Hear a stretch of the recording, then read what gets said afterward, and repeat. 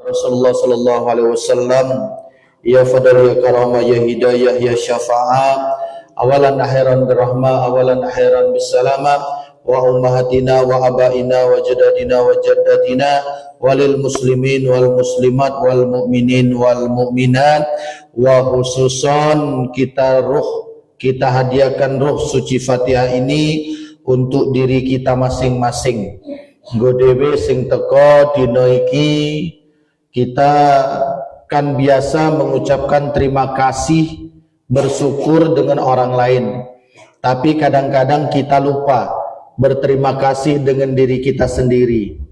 Ya, kalau karo wong kita sering mengucapkan terima kasih, tapi mungkin atau bahkan sampai saat ini ada di antara kita yang belum pernah berterima kasih dengan diri sendiri. Ya, padahal kita ini hebat loh Bu. Harusnya kita berterima kasih dengan diri kita yang sudah sampai saat dan detik ini dengan berbagai macam ujian, cobaan, hinaan, cercaan, bahkan sampai ada makian, kita masih bertahan sampai saat dan detik ini. Maka dari itulah mudah-mudahan kita yang sampai sekuat ini, kita yang sampai sedewasa mungkin setua ini, kita ucapkan terima kasih dengan diri kita. Kita kirimkan Fatihah ini untuk diri kita. Mudah-mudahan diri kita ini semakin kuat lagi. Mudah-mudahan diri kita ini semakin bertakwa lagi. Mudah-mudahan diri kita ini akan semakin dekat lagi dengan sang pemilik kita, dengan Allah Subhanahu wa taala. Liridaillahi al-Fatihah. A'udzu billahi minasy syaithanir rajim. Bismillahirrahmanirrahim. Alhamdulillahi rabbil alamin. Ar-Rahmanir Rahim. Maliki yaumiddin. Iyyaka na'budu wa iyyaka nasta'in. Ihdinas siratal mustaqim.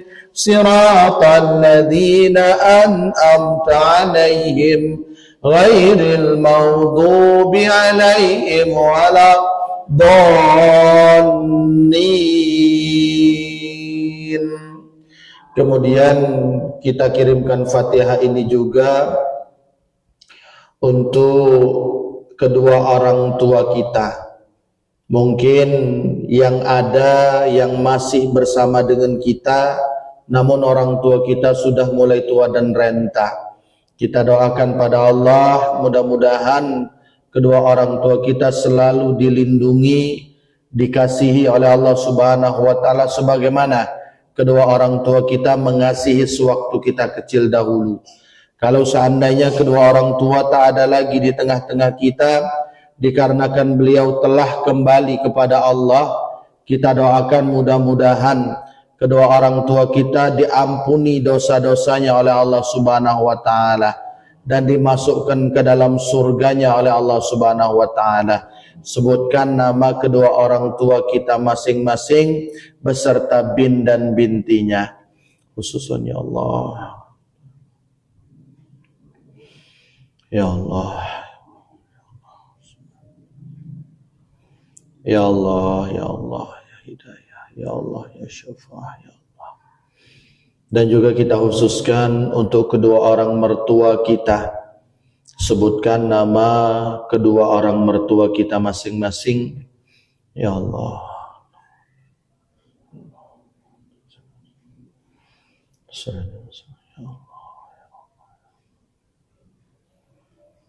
Liridaillahi al-Fatihah. A'udzu billahi minasy syaithanir rajim. Bismillahirrahmanirrahim. Alhamdulillahi rabbil alamin. Ar-Rahmanir Rahim Maliki Yaumiddin Iyyaka na'budu wa iyyaka nasta'in Ihdinas siratal mustaqim Siratal ladzina an'amta 'alaihim ghairil maghdubi 'alaihim waladdallin. Kemudian kita kirimkan Fatihah ini untuk anak keturunan kita masing-masing. Mungkin ada anak kita yang sedang merantau, yang jauh dari kita kedua orang tuanya. Kita doakan, kita mohon Allah agar Allah melindungi, menyelamatkan anak kita yang sedang jauh dari kita. Mungkin ada yang sedang mondok, ada yang sedang nyantren, ada yang sedang kuliah. Kita doakan mudah-mudahan Allah akan melindungi mereka. Dan kalau seandainya ada di antara keluarga besar kita, anak kita yang sedang sakit, kita doakan mudah-mudahan segera diberikan kesembuhan oleh Allah Subhanahu wa taala. Kalau belum bertemu dengan jodohnya, kita doakan mudah-mudahan anak-anak kita akan segera dipertemukan oleh Allah dengan jodoh yang terbaik dalam kehidupannya. Al-Fatihah. A'udzu billahi minasy syaithanir rajim. Bismillahirrahmanirrahim. Alhamdulillahi rabbil alamin. Ar-Rahmanir Rahim. Maliki Yaumiddin. Iyyaka na'budu wa iyyaka nasta'in. Ihdinas siratal mustaqim. Siratal ladzina an'amta 'alaihim ghairil maghdubi 'alaihim waladdallin.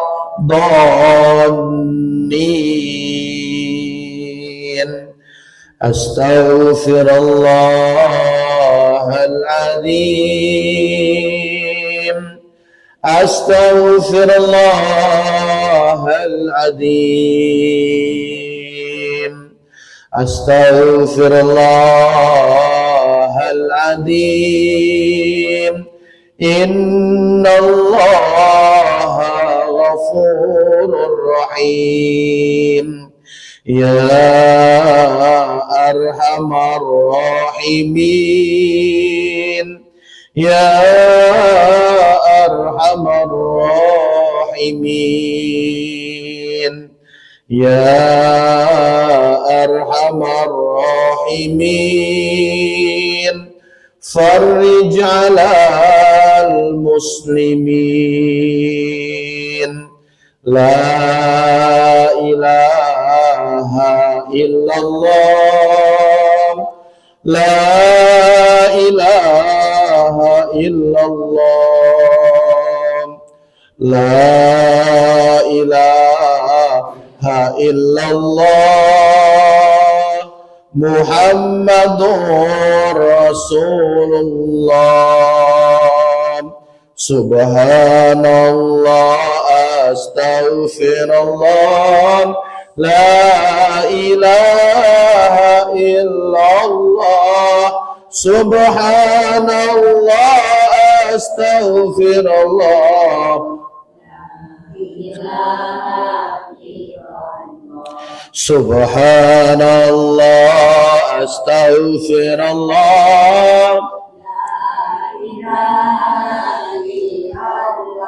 Subhanallah, astaghfirullah. La ilaha illallah. Subhanallah, astaghfirullah. La ilaha illallah. Subhanallah, astaghfirullah. La ilaha illallah. Subhanallah, astaghfirullah. La ilaha illallah. Subhanallah, astaghfirullah. La ilaha illallah. Subhanallah, astaghfirullah.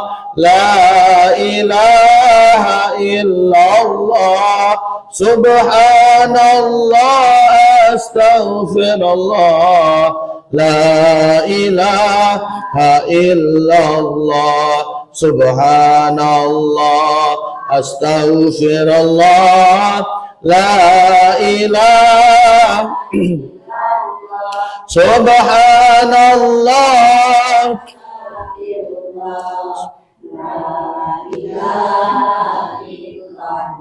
subhanallah, astaghfirullah, la ilaha illallah, subhanallah, astaghfirullah, la ilaha illallah, subhanallah, astaghfirullah, la ilaha illallah, subhanallah,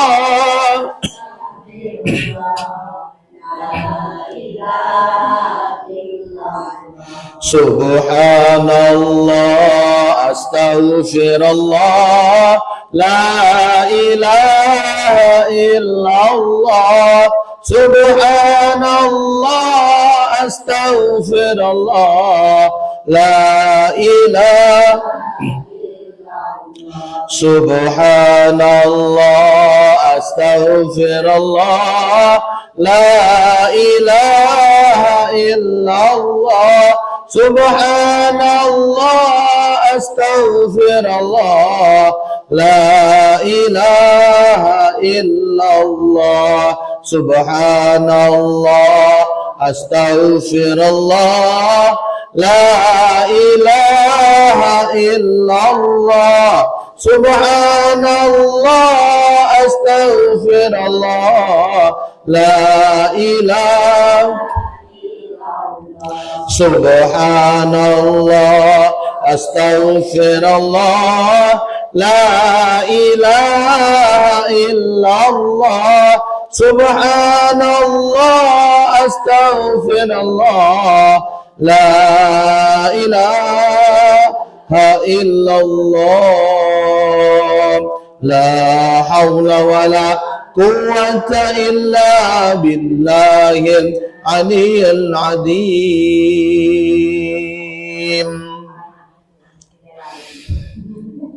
A'udzu billahi minasyaitonir rajim. Bismillahirrahmanirrahim. Assalamualaikum warahmatullahi wabarakatuh.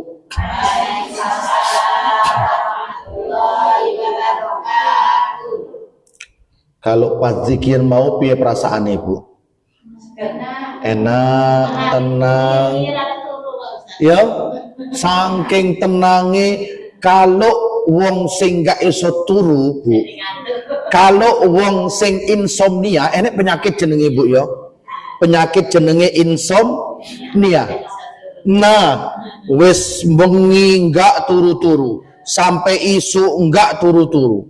Bahkan bener-beneran 1 kali 24 jam iku ibu enggak turu wonge. Iku kalau neng kesehatan jenenge penyakit insomnia. Ya. Kalau enek sing ngalami kaya ngono ibu ajak zikir. Nah, ikulah Bu. Kalau diajak zikir, ya, nah sambil diayun, sambil dinadake, sambil dinikmati zikire, wong sing insomnia iku mau ibu langsung turu loh Bu. Padha karo ibu. Kalau dong nang omah, ya wong wis turu kabeh tapi isih gulang-guling, enggak iso turu-turu. Ya, ajak salat sunnah, ajak zikir. Tak jamin Bu turu Bu. Iso nang dhuwur jedada ikulah sambil turu. Kenapa? Karena memang zikir itu memberikan ketenangan dan kenyamanan. Ya, zikir iku ngongkon dhewe jadi betul-betul nyaman dan tenang. Kita iso turu iku Bu karena dalam keadaan tenang, karena dalam keadaan nyaman. Kalau pikiran itu ruwet, piye Bu? Kalau pikiran itu ruwet, guling kanan enggak turu, guling kiri enggak turu, ya, tengkurup tambah enggak turu.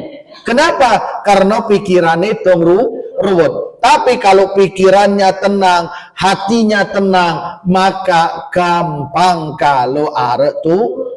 Maka salah satu nikmat itu adalah iso turu, tapi ojo turu terus. Ya, kalau turu terus kena penyakit baru tuh insomnia, jenenge tumor. Tukang molor itu ya. Ya beda. Kalau nggak iso turu jenenge insomnia. Kalau sing turu terus iku jenenge tumor, tukang molor, ya, berawal saka pelor, nempel biasanya wis nggole wata-wata nempel nang dinding, mencelok nang tanggane, nempel nang koncone, iku wis ya, mulai kena penyakit pelor. Kalau nempel langsung molor ya. Tapi mudah-mudahan kalau ibu-ibu awan iki sing wis ngantuk luar biasa ibu, sing ora tahan meneh, mboten napa-napa turu cuma nang tengah kene ibu. Ya. Ustaz, aku wis ngantuk niki Ustaz, monggo Bu langsung nang kene guling. Ya. Langsung guling nang tengah ora apa-apa. Kita langsung baca Quran, langsung kita baca surat ya. Ya, tapi mudah-mudahanlah ibu, orang-orang yang datang di pengajian, orang-orang yang datang di majelis, ada salah satu hadis luar biasa. Hadis itu menceritakan orang yang bertahan di majelis taklim walaupun mereka banyak problem, mereka banyak masalah, sampai ke majelis mereka tidak tahu harus ngapain, di majelis mereka bingung sendiri, tapi tetap bertahan. Kadang-kadang opo sing sampai ke karo ustate enggak ngeh karo de, enggak nyambung opo sing sampai ke, tapi tetap bertahan di majelis taklim. Maka dalam riwayat itu dikisahkan malaikat Jibril alaihissalam ini melapor dengan Allah tentang perihal jamaah-jamaah yang duduk di pengajian tadi. Ada yang dilaporkan dia datang ke majelis taklim, dia datang ke pengajian tapi pikirannya ruwet luar biasa. Ya, pikirannya ngawang nang dindi. Tapi Allah Subhanahu wa taala memberikan mereka saat dan detik itu doa yang terbaik untuk ketenangan orang yang hadir di majelis itu. Maka malaikat Jibril sampaikan, ya Allah, ini ada dari hamba-hambamu yang dia banyak masalah, yang dia banyak problem, tapi tetap datang ke pengajian, datang ke majelis taklim. Maka Allah sampaikan dengan malaikat Jibril, sampaikan kepada hamba-hambaku itu, walaupun dia banyak masalah, walaupun dia banyak problem, dia sudah hadir di pengajian, dia sudah hadir di majelis taklim, maka masalah dan problemnya aku yang akan menyelesaikannya, kata Allah Subhanahu wa ta'ala. Maka kalau banyak masalah, jangan cari tempat lain untuk menenangkan diri. Kalau banyak problem, jangan cari daerah-daerah yang sepi kalau sedang banyak masalah dan problem. Kenapa? Akeh kejadian masalah akeh melaku dewean Bu. Sampai utuh hilang, sampai neng dhuwur Sungai Musi untung ketangkep orang suwi wingi kae. Anak itu gendong, mak-mak lho Bu ya. Amit ngomong go jilbab cadaran polo ibu, ya. Orang suwi kan kejadiannya, nggak ngerti kita masalah yang seberat apa yang saat itu sedang dialaminya. Masalah yang sebesar apa yang saat itu sedang diproblemkan oleh ibu ini. Tapi ketika dia sambil memeluk anaknya yang masih kecil, aku tidak kuat lagi, aku tidak sanggup lagi. Videonya masih viral Bu. Ya, videonya masih viral. Kenapa? Karena memang setiap orang itu punya batas kemampuan saat diberikan masalah. Tapi kalau dia mencari tempat solusi dari masalahnya ke tempat yang salah, iki Bu mulai ngonslet wonge. Ya, melaku dewean nang cerek Sungai Musi, ya. Setan mulai goda-goda, wis laju muncat. Ya. Tapi untung cepat Bu, sing ngurung suwi iki wingi kae Bu. Ya, saya tidak tahu kelanjutannya apa, tapi yang jelas dari rona mata orang tersebut ibu, dari kesedihan, dari masalah yang sedang hadapinya, itu betul-betul tak bisa diceritakan oleh orang lain. Ya, sampai anaknya yang masih kecil saat itu ibu, ya ikut menangis karena kalau ini nangis, kecer kaya ngono dia mungkin gak sanggup juga ibu. Ya, maka dari itulah, karena setiap orang, setiap manusia itu pasti akan ada masalah. Coba Bu, saya nggak pernah duwe masalah, angkat tangan ibu-ibu. Ya, coba banyak Bu. Kamu banyak, nggak usah dicerita nih. Ya, dengan kita urip iki pasti wae duwe masalah, maka setiap masalah kita jangan ngadu, jangan lapor selain kita melapor dan mengadu kepada Allah Subhanahu. Di mana? Datang setiap ada majelis taklim, duduk setiap ada majelis taklim, karena yakinlah ketika kita duduk di majelis taklim ibu, kadang kita tidak curhat, kadang kita tidak menceritakan problem kita, kadang kita tidak menceritakan masalah kita, tapi pasti dari ustadz yang menyampaikan, dari kiai yang menyampaikan, akan ada bahasa yang akan menjadi penguat, akan ada bahasa yang akan kita temukan yang menjadi solusi dari persoalan kita. Itu loh Bu. Makanya kalau wong sering di majelis taklimiku, setiap dua masalah pasti ketemu solusi nih Bu. Kalau sering tekon pengajian. Ya, kenapa? Karena mereka duduk di tempat yang tepat, mencari solusi di tempat yang benar.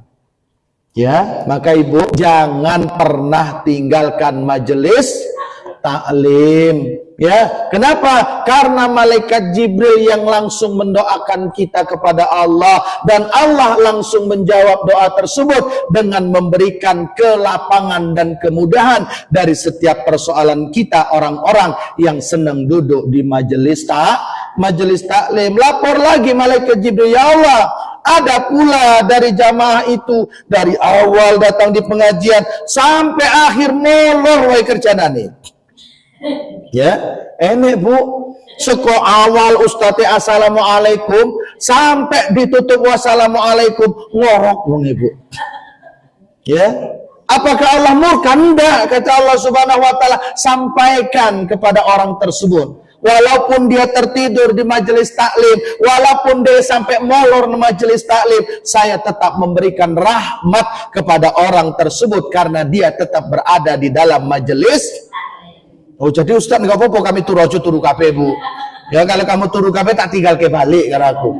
Ya, artinya Ibu, ya, begitu mulianya orang-orang yang mau duduk di majelis taklim. Maka mudah-mudahan ibu-ibu yang kami muliakan, kita yang selalu duduk di majelis taklim ini adalah orang-orang yang selalu diberikan kemudahan dan kekuatan oleh Allah Subhanahu wa taala dalam setiap masalah dan persoalan yang akan dan sedang kita hadapi saat dan detik ini. Amin ya rabbal alamin. Alhamdulillahi rabbil alamin. Assalatu wassalamu ala asrafil anbiya'i wal mursalin wa ala alihi wa sahbihi ajmain. Asyhadu an la ilaha illallah wa asyhadu anna Muhammadar Rasulullah. Allahumma salli ala sayyidil karamah bi qudratikal hikmah biyadikal khair sayyiduna wa habibana Rasulil baraka Muhammadin sallallahu alaihi wasallam, khataman nabiyyin Sayyidil ummah, imamil barakah, imamil yakin, imamis syafa'ah, imamis salamah, la nabiyya ba'dah. Qala Allah Ta'ala fil Qur'anil Karim, a'udzu billahi minasyaitonir rajim, bismillahirrahmanirrahim. Innani anallahu la ilaha illa ana, fa'budni wa aqimis salata li dzikri. Wa qala Nabi sallallahu alaihi wasallam, innallaha la yattali'u lailatan nisfi min sya'ban fayaghfiru li jami'i khalqihi illa li musriki aw musahin. Sadaqallahul adzim. Amma ba'd. Yang kami hormati, kami muliakan Ketua Masjid Insan Al-Hikmah beserta seluruh pengurus dan jajarannya, Ibu Ketua Majelis Taklim Insan Al-Hikmah dan seluruh jamaah yang siang hari ini kita masih berkumpul di rumah Allah yang mulia ini. Mudah-mudahan kami berdoa pada Allah Subhanahu wa taala, langkah kaki ayunan tangan kita bersama sampai ke masjid ini merupakan langkah kaki ayunan tangan yang akan selalu senantiasa diberkahi oleh Allah Subhanahu wa taala. Amin ya rabbal alamin. Tentunya yang pertama kita bersyukur pada Allah Subhanahu wa taala dengan ucapan alhamdulillahirabbil. Begitu banyak nikmat dari Allah yang kalau seandainya kita arang ngitung-ngitung nikmat itu, maka cuma ada satu bahasa yang akan kita dapatkan, wa in ta'uddu ni'matallahi la tuhsuha. Kalau seandainya ada manusia sing arek nyopo-nyopo ngitung wis sepira akeh Gusti Allah iki nikmate dikeke karo dhewe, maka cuma satu jawaban yang akan kita dapatkan, la tuhsuha. Artine enggak bakalan enek menungso sing iso ngitung-ngitung nikmat saka Gusti Allah. Saka kita ditemuke karo bulan Rajab, bulan wingi, ya, para ulama, guru-guru kita, ustad-ustad dewe mbiyen, kiai-kiai dewe mbiyen, mbah-mbah dewe mbiyen selalu ngajar ke dewe. Kalau wis mulai nang awal-awal Rajab, pertama kali mlebu nang bulan Rajab, berdoa setiap kali habis salat 5 waktu, memohon dengan Allah dengan bacaan Allahumma barik lana wa syabana wa balighna. Minta dengan Allah, wahai Allah berkahilah kami di bulan Rajab dan bulan Sya'ban, wabalighna, dan sampaikanlah kami ke bulan Ramadan. Kalau ngitung dinane yang dina mana iki, Bu? 17 dina mana ya? Enggak suwe meneh kan kita puasa? Ya. Ya. Insyaallah kalau neng kalender anu iki, Bu, kalender nasional iku 18 apa 19 ya? 17 iku, Bu, ya. 17 malam 18 ya, 17 malam 18 Januari Februari iki wis tanggal 1 ya, enggak suwi meneh Bu poso ra kroso ya. Makanya ketika sudah mulai masuk bulan Rajab itu Allah Subhanahu wa taala sebenarnya sudah memberikan perintah untuk kita mempersiapkan diri. Ya, makanya Rajab, Sya'ban, Ramadan puncaknya. Ada salah satu hadis itu mengatakan Rajab bi syahrullah wa Sya'ban syahri wa Ramadan syahrul ummati. Ya. Jadi dalam hadis itu dikatakan Rajab bi syahrullah. Rajab itu adalah bulannya Allah. Wa Sya'ban syahri, dan Sya'ban adalah bulanku, kata Rasulullah. Wa Ramadan syahrul ummati, dan bulan suci Ramadan adalah bulannya umatku. Kenapa Rasul mengatakan Rajab syahrullah? Di bulan Rajab adalah bulannya Allah. Karena di bulan Rajab inilah Allah Subhanahu wa taala menyombongkan diri. Oleh enggak Allah sombong, Bu? Oleh enggak Allah sombong? Untuk keroleh wajib, Bu. Wajib. Dan saat itu di bulan Rajab tersebut merupakan salah satu momen di mana Allah Subhanahu wa taala berfirman, Subhanalladzi asra bi'abdihi lailan minal masjidil harami ilal masjidil aqsa alladzi barakna haulahu linuriyahu min ayatina innahu huwas sami'ul. Dalam tafsir akeh sing jelaske Ibu, kalau nang firmane Gusti Allah iku nganggo bahasa, nganggo kata subhana, maha suci aku. Maha suci artinya Allah ini sedang menonjolkan dan mempertontonkan bagaimana kemahabesarannya, bagaimana kemahakekuatan dari Allah Subhanahu wa taala kepada orang-orang yang saat itu mencoba menandingi kekuatan Allah. Ya, karena banyak orang-orang dulu ibu yang mencoba, bahkan ada yang sampai mengaku Tuhan. Siapa sing ngaku Tuhan? Fir'aun. Ngapa Fir'aun sampai dia ngaku Tuhan, Bu? Untuk cuma rojo. Iya, dia menyombongkan diri, dia mengaku Tuhan karena apa, Ibu? Merasa hebat karena dia nggak pernah sakit. Itu loh, Bu, nggak pernah watuk itu Fir'aun. Masuk angin apa meneh kroan kayak kita nggak enek, Bu. Loh, dia nggak Fir'aun itu nganggo baju semene, ya kan? Kadang-kadang kalau nganggo apa jenenge singlet wae kan Fir'aun itu, ya nggak enek dia masuk angin ini, Bu. Nggak enek kaya kita mendewe nganggo baju apa daleman wae metu ya wis watu-watuan, Bu. Wis watu, wis ada keroan ya, apa meneh mlaku udan-udanan wis masuk angin. Ya, Fir'aun itu kenapa sampai dia mengaku Tuhan? Karena nggak pernah ngerasa sakit iku piye lho, Bu. Ya, makanya dia menunjukkan sombongnya Fir'aun ini. Menyombongkan diri, ya, wong lain sakit masuk angin, wong lain keroan, wong lain masuk segala macam penyakit, sedangkan Fir'aun tidak Allah berikan sakit, ya, enggak Allah kayak Isa sakit, karena tidak diberikan sakit oleh Allah Subhanahu wa taala. Inilah yang menyebabkan Fir'aun menjadi sombong. Makanya saking sombongnya Fir'aun sampai ngaku jadi Tuhan, Bu. Ya, tapi Allah Subhanahu wa taala menyombongkan dirinya untuk memperlihatkan seperti apa Tuhan yang sebenarnya dengan cara Allah memperjalankan kekasihnya. Tetapi saat diperjalankan oleh Allah Subhanahu wa taala, posisi Rasul tidak dipanggil sebagai nabi.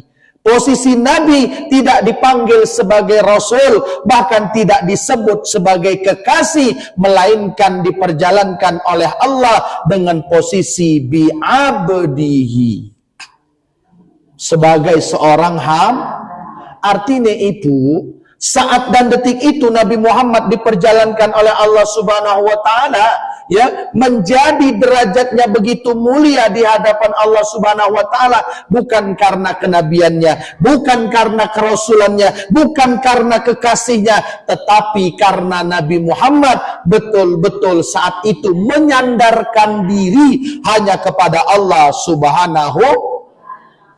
Loh, kok iso ngono, Ustaz? Karena memang sebelum diperjalankan dalam perjalanan Isra Mi'raj, Nabi Muhammad itu, Ibu, Allah ambil dulu tempat-tempat orang-orang yang akan memberikan backup, orang-orang yang memberikan kekuatan, orang-orang yang memberikan semangat kepada Nabi Muhammad di PI siji-siji, Bu. Ya, makanya tahun-tahun tersebut disebut dengan Amul Husni.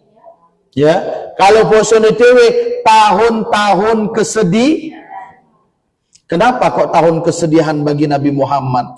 Karena di tahun ke-10 kenabian itu Nabi Muhammad diambil oleh Allah pertama bojone sing jenenge Sayyidah. Kalau dewe untuk Sayyidah Siti. Ya, kita kan kenali Siti Khadijah, Bu. Ya, wong kita kan Indonesia agak sulit ngomong ke Sayyidah. Ya, ngomong ke Sayyidah karena wedok jadi Sayyidati, tipe wae pangkal karo ujung jadi Siti. Ya, kalau Arab enggak ada Siti, Bu. Ya, Sayyidah, Sayyidati. Ya. Saat itu manusia, istri yang paling dicintai oleh Rasulullah. Ya. Kenapa? Karena Sayyidah Khadijah seorang perempuan yang luar biasa. Dia bukan dari golongan biasa-biasa saja. Sayyidah Khadijah adalah seorang bangsawan di suku Quraisy. Ya, dia adalah seorang wanita terpandang dan wanita yang sangat kaya, rondo, kaya raya, Bu. Tetapi ketika menikah dengan Nabi Muhammad SAW, semua harta dari Sayyidah Khadijah entek, Bu. Ya, sampai pada suatu ketika Rasul ini melihat Sayyidah Khadijah meneteskan air mata sembari menangis. Ya, datang Rasul, "Wahai istriku, ngopo nangis? Nyesel lo pembojo karo aku," jadi Rasul. "Menyesalkah kau menikah denganku? Dulu kau adalah wanita yang terpandang. Dulu engkau adalah wanita yang hartanya banyak. Dulu engkau adalah wanita yang disanjung, yang selalu orang-orang hormat kepada engkau. Tapi setelah menikah dengan aku, sekarang kau tak punya apa-apa lagi." Apa jadi cari Khadijah, Bu? Enggak ngono. "Aku udah sedih karena kebangsawananku enggak ada beneng, enggak. Aku enggak sedih karena hartaku enggak enek menek utuh. Tapi aku sedih kalau seandainya perjuanganmu belum selesai, tapi aku wis enggak duwe opo-opo meneh untuk membantu perjuanganmu, wahai suamiku." Iku Khadijah, Bu. Ya, saking luar biasa nih, dia sedih untuk gara-gara kebangsawanannya hilang, untuk gara-gara pondone entek, tapi dia wedi, dia sedih kalau seandainya perjuangan Rasul iki butuh dana yang banyak, sedangkan Sayyidah Khadijah wis enggak enek opo-opo meneh. Sampai Sayyidah Khadijah ngomong, "Ya Rasulullah, wahai suamiku, kalau seandainya perjuanganmu masih membutuhkan dana dan aku sudah tidak bisa apa-apa lagi, ada pakaian yang bisa kau jualkan, bahkan mungkin nanti kalau aku mati," jadi Sayyidah Khadijah, Bu. Ya, "tulang belulangku iso kuwe dol, tulang belulangku iki laku nggo perjuanganmu, juallah untuk perjuanganmu." Inilah seorang Sayyidah Khadijah yang betul-betul mendukung baginda Rasulullah saat itu untuk menegakkan akidah Islam sampai Islam iku tekan nang Masjid Insan Al-Hikmah iki lho, Bu. Tenanan. Karena Sayyidah Khadijah semua hartanya, bahkan hidupnya itu diserahkan untuk perjuangan Nabi Muhammad sallallahu alaihi wasallam. Mudah-mudahan ini ibu-ibu adalah Khadijah di akhir zaman. Pondone akeh, tapi bukan hanya untuk diri sendiri, tapi hartanya untuk kemaslahatan orang yang banyak. Amin ya rabbal alamin. Tapi Allah Subhanahu wa taala, Sayyidah Khadijah yang begitu dicintai oleh Rasul diambil oleh Allah. Bagaimana tidak sedih Rasulullah sallallahu alaihi wasallam? Orang yang begitu dicintainya, istri tempat dia berlari ketika Rasulullah SAW dalam kesedihan, diambil oleh Allah Subhanahu wa Ta'ala. Paling jarak 2 bulan setelah Sayyidah Khadijah meninggal, ternyata tidak sampai di sana. Ya, Pak Le jadi dewe ya, Pak Le ya, paman, bahasa keren itu paman. Paman itu adik bapak dari Nabi Muhammad. Sapa jenenge Bu Abdul? Hipek karo Gusti Allah pula. Ya, orang yang dianggap sebagai ayah sendiri, karena Abdul Muthalib itu paman Pak Le, tapi oleh Rasul sudah dijadikan seperti ayah sendiri. Karena Rasulullah di dalam kandungan bapaknya sudah meninggal. Ya, sudah disebut sebagai bapaknya sendiri oleh Rasulullah SAW, diambil pula oleh Allah Subhanahu wa Ta'ala. Maka habis saat itu manusia tempat baginda Nabi Muhammad bersandar bercerita. Nabi Muhammad seakan-akan sebatang kara. Dan ketika Nabi Muhammad merasa sebatang kara, ada perintah untuk hijrah. Ya, perintah untuk hijrah. Pertama kali hijrah Nabi Muhammad belum ke Madinah. Kemana, Bu? Nabi Muhammad hijrah? Neng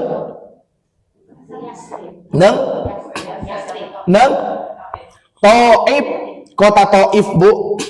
Ya, dengan harapan apa, Bu? Bisa menghilangkan kegundahan. Karena dengan harapan di kota Taif ini Nabi Muhammad akan disambut oleh penduduk kota Taif. Ya, akan disambut dengan senang, akan disambut dengan cinta, akan disambut dan diperlakukan sebaik mungkin sehingga Rasul merasa tentram untuk tinggal di Taif. Tapi Ternyata tidak seperti itu. Ya, ketika Nabi Muhammad sampai di Taif malah disambut, mohon maaf, dengan lemparan kotoran dan lemparan batu. Sekocah cilik sampai wong tue iku ngelempari Nabi Muhammad nggo batu nggo kayu. Kenapa? Karena hasutan wong-wong, bahkan keluarga Nabi Muhammad sendiri jenenge Abu iku sing jenenge abu-abu iku wis agak anu Bu. Ya, Abu Jahal, Abu Lahab sampai sing Abu Kosok iku memang luar biasa. Dihasut orang-orang. Ya jenenge kalau dihasut-hasut dikosok-kosok memang menungso iki Bu, ya, paling mudah sekali terhasut. Ya, belum konfirmasi. Kalau dalam agama kita enggak tabayun sih. Tapi sudah disampaikan berita, hati-hati loh. Iku Nabi Muhammad iku teko nang Taif iki arek nyampe ke ajaran sesat. Ya, Nabi Muhammad itu akan menghasut. Nabi Muhammad itu akan mengubah Tuhan-Tuhan nenek moyang kita dahulu. Ya, Muhammad itu datang ke kota ini hanya akan mendatangkan kekacau balauan. Nabi Muhammad itu datang segala macam masutane. Ya, dan memang karakter menungso iku ibu, kalau enek sing menghasut, enek si jiwa terhasut, ngajak keluarganya terhasut, ngajak koncone terhasut, ngajak tonggone terhasut, ujung-ujungnya podo terhasut kabeh, Bu. Ojo jinian kowe. Ya. Inilah yang harus kita hati-hati, Bu. Rasul saja seorang nabi, ya, yang sudah dijamin oleh Allah Subhanahu wa taala kemaksumannya, sudah dijamin oleh Allah Subhanahu wa taala kemuliaannya, masih banyak yang terhasut dengan saat dan detik itu untuk menghancurkan Nabi Muhammad. Apa meneh dhewe, Bu? Nabi yudu kita, ya, wong soleh-soleh isih ado ngono kan? Ya, pintu neraka terbuka lebar ngono kita, Bu. Ya, jadi kalau enek sing menghasut dewi, ya kan, enek yang menjelekkan kita, wajar saja. Kenapa? Lo Nabi Muhammad kekasih Allah, Nabi Muhammad orang yang paling dekat dengan Allah saja banyak yang menghasutnya, banyak yang memburukkannya, banyak yang menjelekkan. Apa mana kita, Bu? Tapi yakinlah, Bu, ya, semua penderitaan yang saat ini sedang kita alami, ya Bu, itu semuanya sudah pernah dialami oleh Nabi Muhammad. Ya, penderitaan apa sing dewe rasa, aku dewe sing merasa melaku apa menderita seperti, enggak, Nabi Muhammad pernah menderita seperti itu juga kok, Bu, bahkan berkali lipat penderitaannya. Ya, kita wae kadang merasa seakan-akan paling tersakiti, ya kan, paling terbebani, ya. Ini, Bu, enggak kok. Sudah pernah semuanya dialami oleh Nabi Muhammad sallallahu alaihi. Tidak ada penderitaan umat-umat Nabi Muhammad ini yang belum pernah dialami oleh Nabi Muhammad sallallahu alaihi wasallam. Ya, sehingga ketika sampai di Taif berbondong-bondonglah karena hasutan orang ini, Bu. Kalau kita paling kalau enek wong kena hasut, Ibu, paling ya wong benci-benci wae karo dhewe kan. Enggak enek kok sing sampai melempari nganggo kotoran kebo, ngelempari nganggo batu, enek enggak enek. Ya, paling jijik-jijikan wae kan. Paling kalau ketemu enggak enek sedelok-delokan wae. Ya, kalaupun duduk adem-ademan kan. Ngono, Bu. Tapi kalau Nabi Muhammad enggak.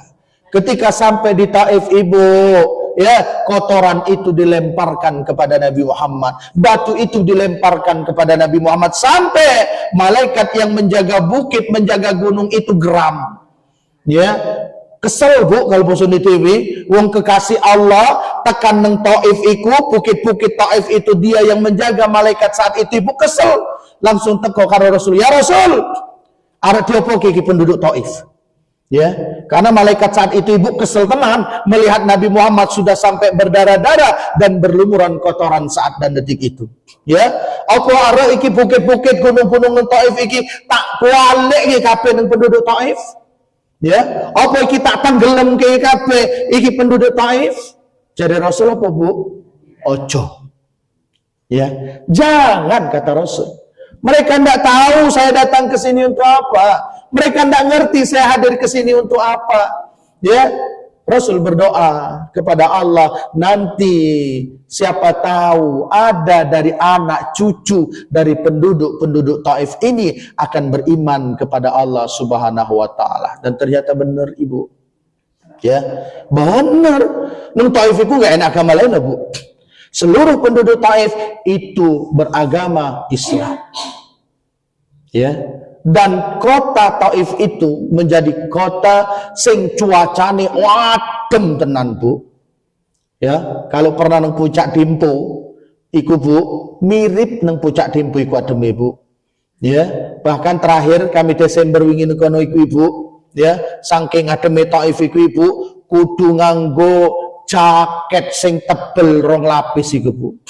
Ya, sehingga apa yang terjadi dengan kota Taif menjadi kota yang subur. Apa sing ditandur urip, Ibu, ya, enggak kau dibayangke kalau nang Arab Saudi ku gersang kabeh enggak kok, Bu, ya, tanaman akeh kok, Bu, ya, sayur-sayuran akeh kok, ya. Kenapa? Karena itulah berkah dari kesabaran dari Nabi Muhammad yang saat itu tidak terpancing kemarahannya, tidak terpancing emosinya, walaupun sudah dihina, walaupun sudah disakiti, walaupun sudah dipersekusi dari wong saiki, Bu. Ya, Nabi Muhammad tidak balas. Ya, Nabi Muhammad bahkan hanya membalas dengan doa kebaikan untuk orang tersebut. Maka benarlah kata Sayyidina Ali bin Abi Thalib, mantu seka Rasul, ya, kalau kita, Ibu, ya, disakiti oleh orang lain, maka wajib untuk balas dendam.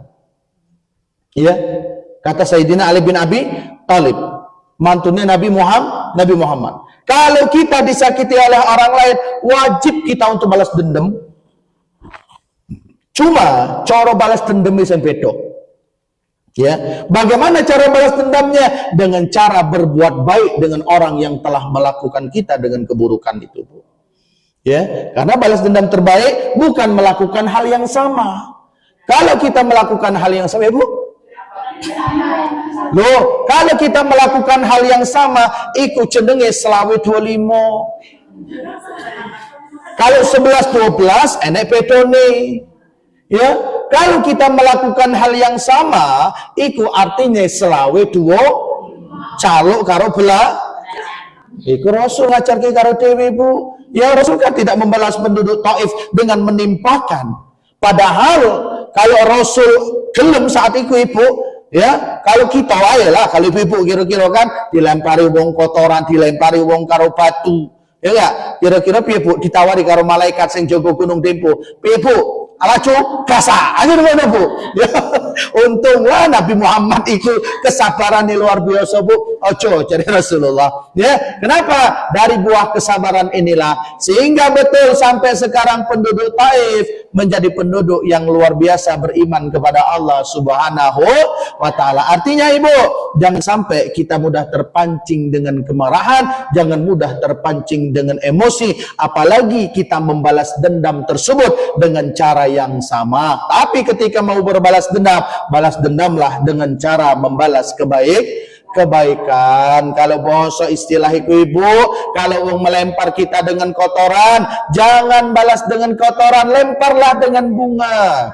Ya, dia melempar mana dengan kotoran yang lebih besar, cari bunga yang lebih besar lagi, lempar dengan orang tersebut. Ya, dia melempar dengan kotoran yang lebih besar, ambil bunga yang lebih besar, plus karo pot-pote uncal ki karo wong, Ibu. Ya. Artinya, Ibu, ya, kalau orang berbuat buruk, jangan kita ikut membalas dengan keburukan, karena tidak akan pernah ada hentinya kalau keburukan itu terus berbalas dengan keburukan. Tapi belajarlah untuk membalas keburukan itu dengan kebaikan. Mudah, Ustaz? Enggak, sulit, tapi tidak menutup kemungkinan. Kalau tidak dicoba, tidak akan bisa. Tapi kalau dicoba, yakin iso. Walaupun kadang-kadang atine sik merengkel tenan, kesel tenan, ya, atine ki sik gondok tenan, asine tetep. Tapi kalau kita berusaha untuk selalu membalas dengan kebaikan, Ibu, ketemu karo wonge senyum, walaupun apa tenan harus senyum, enggak apa-apa. Kenapa? Lama-lama akan terbiasa. Ya, lama-lama kita akan terbiasa untuk berbuat baik dengan orang lain. Karena kadang-kadang ibu yang kami muliakan, ya, saat kita bermusuhan dengan orang lain, saat kita membenci terhadap orang lain, itu yang menang tidak ada satu pun, ya, yang benar juga tidak ada satu pun, ya. Sing kalah iku ekone dewe masing-masing sing menang, sing kalah dewe sing musuhan dewe sing kerengan lho, Bu. Maka itulah Rasul mengajarkan dengan kita, setiap punya persoalan dan permasalahan, jangan pernah bawa emosi di dalamnya. Tapi jadikan setiap persoalan dan permasalahan itu untuk bersandar dengan Allah Subhanahu. Barulah setelah Rasulullah SAW berhasil di Taif tersebut, diambil lagi oleh Allah Subhanahu wa taala dikawak nang Mekah meneh. Layu menena Mekah, disinilah Nabi Muhammad sallallahu alaihi wasallam dipek karo malaikat Jibril alaihissalam dibelah dodone. Ya, ngopo dibelah dodone, Bu? Bismillah. Coba ke? Diresiki. Jeroane, Bu. Ojo jeroane, Bu. Masa jeroane sih? Menjeruani kaya apa, Bu? Ya, Rasul dibawa oleh malaikat Jibril. Saat itu Allah perintahkan untuk dibersihkan hatinya. Nah, itu jeruani, Bu, ya. Dibersihkan hati sing di pertanyaan nih. Ada hati sanubari, ada hati nurani loh, Bu. Kalau hati sanubari sing di? Kalau hati sanubari ku Ibu, hati sing duk duk cerek jantung iki, Bu. Ya, sing kalau dibuka enek bentuk Ibu, enek darahe ya. Dan kalau kena penyakit jenenge leper. Kalau bahasa dosane penyakit kuning. Nah, iku hati sanubarine Ibu, sanubar jenenge. Tapi yang dimaksud dibersihkan hati di sini bukan hati secara jasadnya. Kalau hati secara jasad, iki penyakitnya ya penyakit kuning, penyakit leper, udah iku sing diresiki. Melainkan saat dan detik itu dibelah dadanya Rasulullah, diangkat seluruh penyakit hati nurani, sombong, iri, dengki, riya, takabur, sum'ah. Pokoknya seenek-enek penyakit hatiku sing enek karo Rasulullah diresiki nganggo cawan emas, dibersihkan dengan air Zam-Zam, maka disitulah Nabi Muhammad baru bisa Isra Mi'raj. Ya, jadi Nabi Muhammad mau Isra Mi'raj itu berbagai percobaan dulu dari Allah. Ujian macam-macam dulu dari Allah, baru puncaknya Nabi Muhammad hatinya dibersihkan. Setelah dibersihkan, berhasil dari segala proses tersebut, barulah Nabi Muhammad Isra Mi'raj bertemu dengan Allah Subhanahu. Ini sebuah perjalanan Ibu yang sebenarnya harus kita napak tilasi. Ternyata Nabi Muhammad untuk diangkat derajatnya oleh Allah Subhanahu wa taala tidak serta merta langsung diangkat derajatnya, tapi diberikan ujian dulu. Ujian apa yang diberikan oleh Allah Subhanahu wa taala? Pertama, ujian kesabaran. Ya, sabar enggak Nabi Muhammad ketika diambil orang yang dicintainya? Sabar enggak Nabi Muhammad ketika oleh orang-orang yang dianggap akan menjadi tempat untuk Rasulullah singgah dalam hijrahnya malah dibenci saat itu, dan ternyata Rasul sabar. Maka wajarlah sampai dikatakan oleh Allah dalam Al-Quran itu, innallaha ma'as-sabirin. Allah itu ternyata bersama dengan orang-orang yang sabar. Tapi sabar iku enggak mudah. Sabar iku sulit, ujiannya pun sulit. Maka ilmu tertinggi, ya, ilmu tertinggi dari semua ilmu yang kita pelajari adalah sabar. Ya, seakeh apapun ilmu sing dewe duwe, ilmu tertinggi itu adalah sabar. Ya, kenapa? Karena belajarnya setiap hari, prakteknya pun setiap hari, Bu. Ya, ilmu sing langsung dipraktek karo bojo sabar, karo konco sabar, karo tonggo sabar, ya. Maka itu adalah ilmu yang tertinggi yang harus kita praktekkan setiap hari untuk diangkat derajat kita oleh Allah Subhanahu wa ta'ala. Bagaimana jalannya agar kesabaran ini menjadi sempurna? Oleh Allah ditunjukkan dalam perjalanan tersebut, Nabi Muhammad dibersihkan hatinya. Jadi untuk menuju kesabaran ini, Ibu, hatine dewe kudu resik. Hatinya kita harus bersih. Kalau hatine kotor, sulit sabar, Bu. Ya, ojo kita berpikir enggak apa-apa. Cangkem ngiku elek tapi hatine apik, enggak enek, Bu.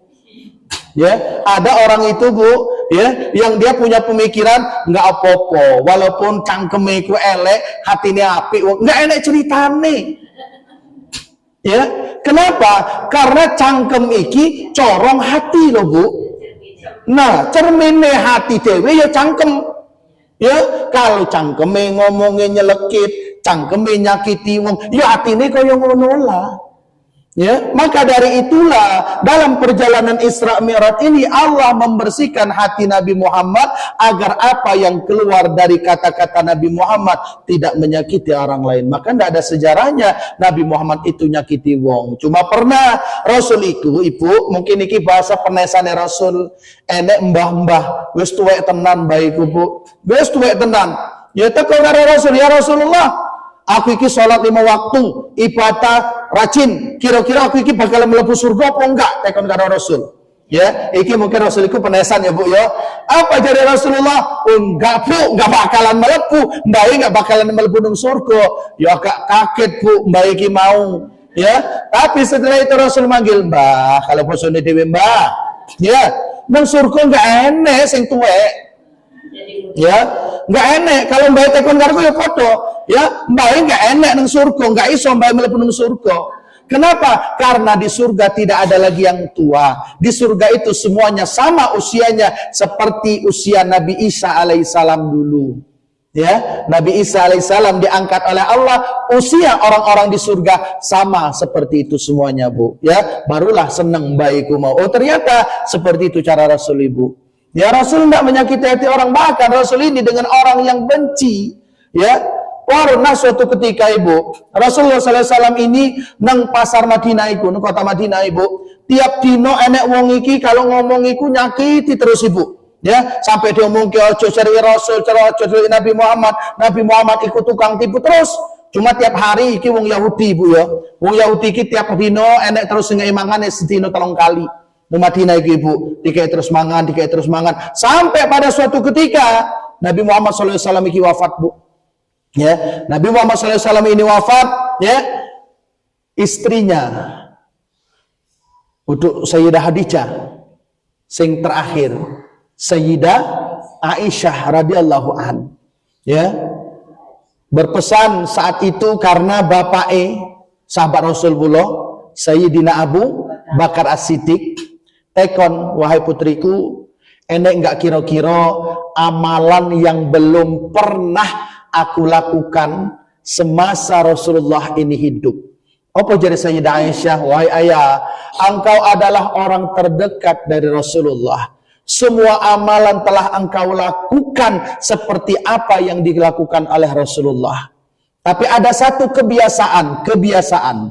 Ya, ada satu kebiasaan yang dilakukan oleh Rasulullah SAW. Ini kalau ayah mau, temuilah nang pasar Madinah iku enek wong Yahudi. Dan setiap ayah ke sana pasti ayah akan langsung tahu sapa wong iku. Dan apa kebiasaan suamiku Rasulullah setiap hari?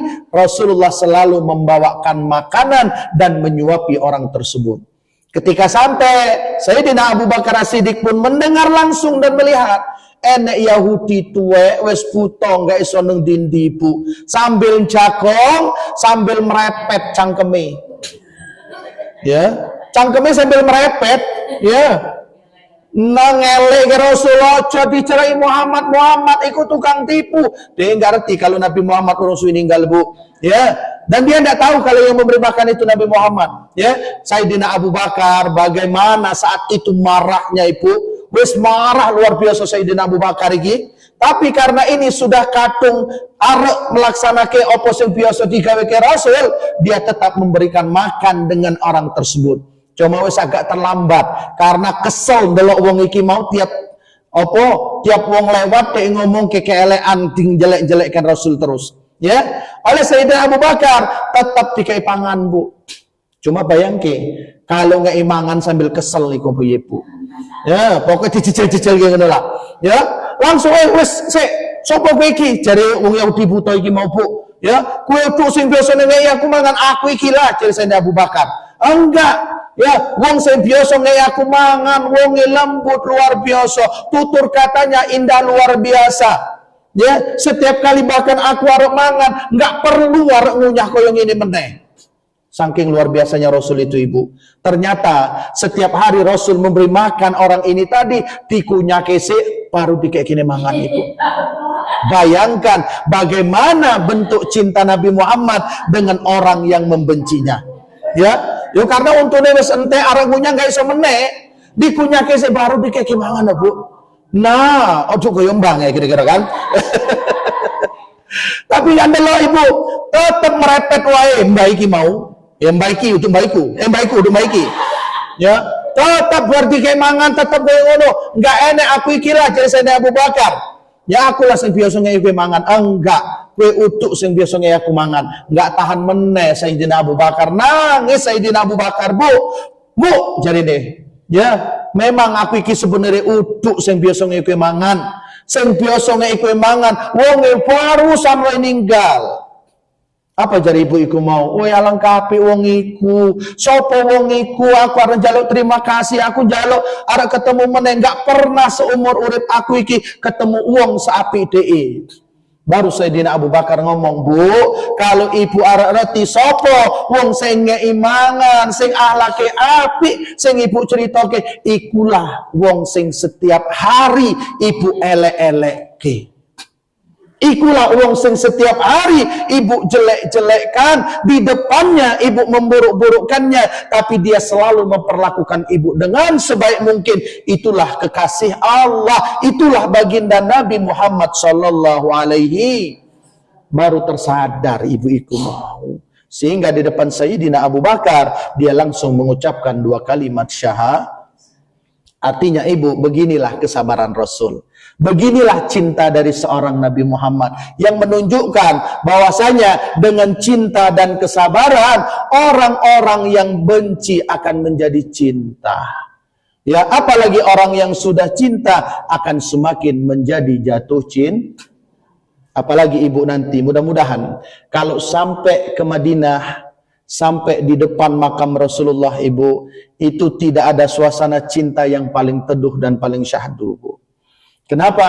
Karena walaupun 1400 tahun lalu Nabi Muhammad jauh jaraknya dengan kita, tapi cinta dari Rasul itu, ibu, ketika sampai di kota Madinah, ketika sampai di Masjid Nabawi, ketika sampai di Raudhah, ya Raudhah itu antara mimbar dengan rumah Nabi Muhammad, karena dekat situlah makam Nabi Muhammad, ibu. Kalau kita melepunung sebelah kiri, ya, itu luar biasa rasa syahdu, rasa jatuh cinta dengan orang yang tak pernah ketemu, tapi namanya selalu disebut oleh kita, Bu. Ya, nangis kita, Bu. Kenapa? Karena begitulah cinta karena Allah Subhanahu. Maka mudah-mudahan Allah berikan kesempatan untuk kita berangkat haji ataupun umroh nantinya. Amin ya rabbal alamin. Ibu sekalian jamaah yang dimuliakan oleh Allah Subhanahu wa taala. Sehingga berarti kita yang masih hidup saat dan detik ini diberikan oleh Allah kesempatan bertemu dengan bulan Rajab ini, maka ini seharusnya menjadi persiapan untuk kita. Untuk apa? Memperbaiki dan mempersiapkan diri kita, karena ketika Rasul Isra Mi'raj ini adalah perintah untuk tidak lagi meninggalkan sholat. Ya, dalam keadaan apapun, iso berjamaah, setiap hari berjamaah. Ya, nggak sempat arep berjamaah tiap dino dewean, berjamaah nang omah. Nengomah gak iso berjamaah karena wonge podo mangkat kabeh, pewean nengomah. Terlambat keturun mungkin kesiangan, sholat tangi pada saat bangun. Kenapa? Karena sholat inilah dikatakan oleh Rasul awalu ma yuhasabu as-sholah. Amal pertama yang akan dihisab dalam hidup kita ini adalah sholat. Mengko amal-amalan sing lain, Bu. Ya, kalau sholat wis api, amalan sing lain melu jadi api. Tapi kalau sholat itu berantakan, inilah yang akan membuat kita semakin berantakan.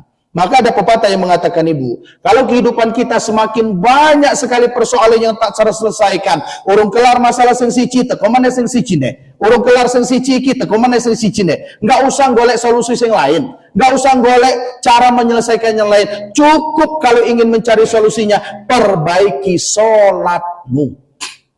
Ya, jadi setiap persoalan kita jawabannya satu, karena sholat kita belum diperbaiki. Banyak ibu, ya, karena setiap malam minggu kami rutin majelis taklim ngalamin tetep, Bu. Ya, banyak sekali orang-orang yang datang dengan berbagai macam permasalahan dan persoalannya. Ketika ditanya, piye salate? Jarang. Piye salate? Kadang-kadang.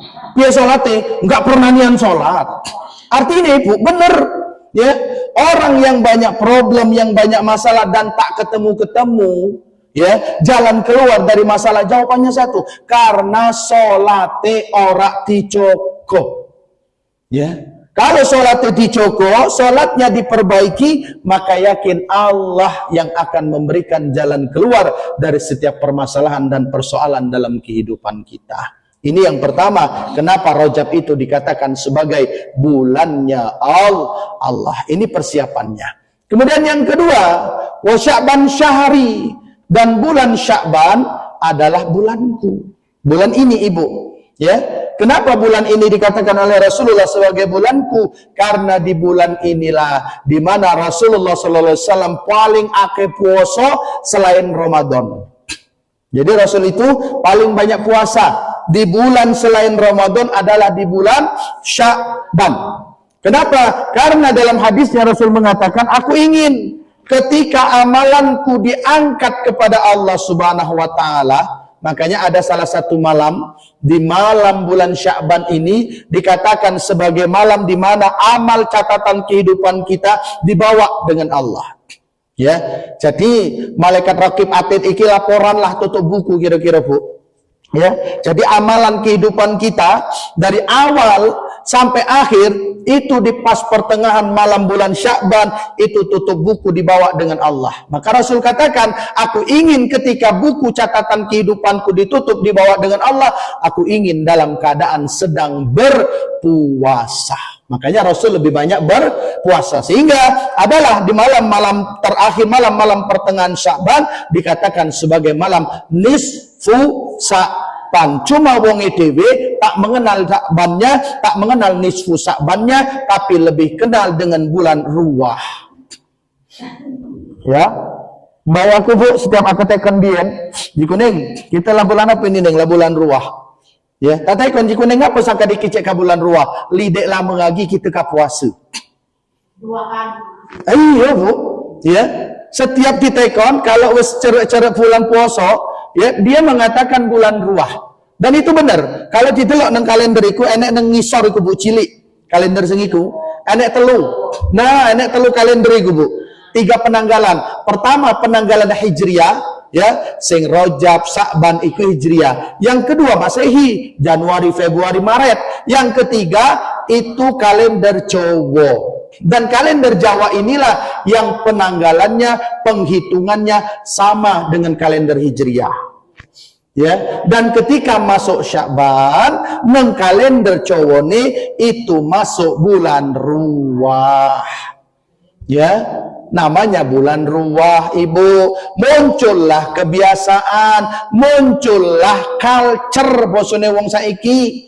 Apa kebiasaane? Karena iki wis cerek kalau bulan puasa, ini yang harus dihindari. Kenapa? Karena Rasulullah SAW mengatakan, innallaha la yattali'u lailatan nisfi min Sya'ban fayaghfiru li jami'i khalqihi illa li musyriki aw musahin. Allah pada malam pertengahan Sya'ban itu memandang, melihat dan memberikan ampunan kepada hamba-hambanya Ya, jadi pas malam pertengahan Sya'ban itu ada bahasa Allah melihat, memandang dan memberikan ampunan dengan hamba-hambanya, kecuali illa. Yang pertama limusyriki, yang kedua au musahin. Orang yang tak akan diampuni oleh Allah, tak akan diberikan ampunan. Yang pertama orang-orang yang berbuat kemusyrikan, yang kedua orang-orang yang masih bermusuh-musuhan.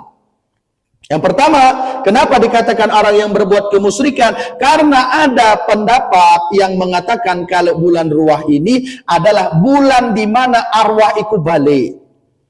Sehingga kalau arwahnya iku balik, kudu disambut. Kalau enggak disambut, arwah iki ibu jadi gentayangan.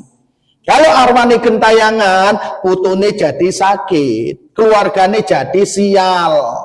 Ya, sehingga ben gak sial, ben gak sakit, disambut. Nyambut piye? Sedekah. Dikai codol karena bulannya bulan Ruah, jadi sedekah oleh Sunan Kalijaga dirubah. Ya, dirubah corone ben gak menyambut arwah. Karena sebenarnya bukan menyambut arwah, melainkan karena sudah masuk bulan Sya'ban, tak lama lagi bulan puasa, dibuatlah sedekahnya tetap namanya sedekah ruah, tapi ruah bukan sebutan arwah, melainkan ruah itu adalah Sya'ban. Untuk apa? Untuk mengumpulkan tetangga, mengumpulkan keluarga, mengumpulkan kawan-kawan, ya, sing duwe rezeki bersedekah, ngajak mangan, ngajak ngombe, ngajak ngaji. Nah, itu yang dibuat ibu. Kenapa mengubah culture iki mau ben gak koyo sing biyen? Kenapa dulu memang kalau sedekah ruah ibu disiapkan sajen yang lama. Ya, zaman lama nenek-nenek kita dulu ibu, kamar sih kok dikosongke, dikei kopi pahit, enek jambu apang kretek, ya, diomong ke ojo dibuka, ngapa kalau dibuka, mbak ini ngopi, ya, bu, yo, mbak ini ngopi nih jero, ya. Ini bu, tapi kalau yang agama lain silahkan, ya. Kalau yang agamanya masih kejawen, kepercayaan, silahkan ibu, karena kepercayaan kejawen itu diakui loh, boleh silahkan, ya. Mereka mau sajennya silahkan, karena itu kepercayaan mereka. Ini jangan kita Islam sing melok-melok. Kalau kita Islam sedekah ya sedekah wae. Ya, ngajak tonggo, ya tonggo oleh enggak? Ya oleh lah. Maca selawat ya oleh, maca selawat, maca Quran tambah meneh. Ya, jadi ketika kita punya rezeki, untuk apa? Menghindari kemusyrikan ini, datanglah kita untuk hadir, bawa Al-Quran, baca Al-Quran, baca Yasin, silakan. Oh, Ustadz, kami nggak gelem ngono, kami arak kumpul nang masjid wae. Enek ketika malam nisfu Sya'ban, mereka ndak sedekah ruah. Enggak, mereka membuat acara saja nang masjid. Bar Isya kita coba balik lah, kita bareng-bareng, kita sholat sunat tasbih, kita sholat sunnah nggak enak, tapi kalau sholat sunnah nisfu Sya'ban nggak enak bu. Ya, ada sholat sunat tasbih, ada yang sholat sunat taubat, ya monggo, itu kebiasaan mereka. Ya, selama mereka melakukannya, ada dalil yang pernah mereka dapatkan, ada guru yang mengajarkan, jangan pernah menyalahkan. Ya, karena kita tidak tahu apa yang mereka lakukan. Ya, karena kita tidak ada ilmu dengan amalan yang mereka laksanakan, jangan menyalahkan. Oh, enggak enak, Nabi Muhammad enggak pernah malam nisfu Sya'ban itu membaca surat Al-Waqiah, cari dewe, Bu. Kita enggak tahu kok. Ya. Oh, para sahabat enggak ngono. Ya silakan. Kalau kita enggak gelem ya monggo, mboten napa-napa. Ya, kalau ada kumpul karena enek rezeki, ayo lah kita ruahan nang omah wae lah. Kebetulan enek kambing wis dong oke itu, kita sembelih siji kambinge, ya, kita sedekahke bareng-bareng kita mangat. Monggo. Ya, yang enggak boleh ketika ditambah lagi. Nah, ini kalau belum sedekah ruah ini pasti banyak ada gering keluarga kita nih. Kalau banyak gering ini kita harus sedekah ruah. Kalau dia sedekah ruah kalau boleh sial, itu yang jangan. Ya, apa mana ditambahi? Lagi kalau sakit suiki, kalau DP narik mari, sisuk pada sedekah ruah kita harus ziarah. Ziarahnya oleh ibu, sehingga oleh ketika sampai ke kubur, sampai ke makam, malah salah niat. Bukan berziarah, tapi malah jaluk. Mbah, iki anake wis digawa, putune wis digawa, Mbah. Iki ngopo wato wis 40 dina ora mari-mari Mbak. Ya, wis arep puasa iki Mbak tolong dimarike. Lah iki kan keblinger, Bu. Nah, kuali ya, kudune oleh Bu, ziarane oleh pas sampai nang makam. Cu, iki lho mbaimu biyen. Ya, iki mbaimu kerjane nang masjid terus iki mbaimu. Ya, setiap 5 waktu nang masjid wong tukang adzan, bahkan ketika meninggal Mbah Muni dalam keadaan sholat, ceritake sing ngono Bu. Ayo kita dongakne mbae. Doakan. Jadi mendoakan yang telah meninggal, bukan kita meminta kepada yang telah itu jenenge kecul bakbul alias keblinger ya. Maka inilah yang harus dihindari, limusriki, kalau kita terjadi kemusyrikan. Yang kedua, au musahin ya, jangan lagi sudah mau masuk bulan Ramadan masih ada yang bermusuh-musuhan. Apa meneh karo bojone? Wis maafan karo bojone, Bu? Hah? Sila. Sing duwe bojo, ojo njaluk maaf karo bojo wong lain, enggak usah. Ya, kalau bojone masing-masing. Ya, Ustaz enggak ada meneh ya temoni kuburane. Mas, aku njaluk maaf ya Mas, semasa Mas urip. Ya, aku mbiyen akeh salah, akeh aku Mas, tolong Mas, iki pokoknya aku njaluk maaf tenan Mas, tak tungakne nggo Mas, mudah-mudahan Mas iki diampuni dosa-dosane karo Gusti Allah. Al-Fatihah. Doakan.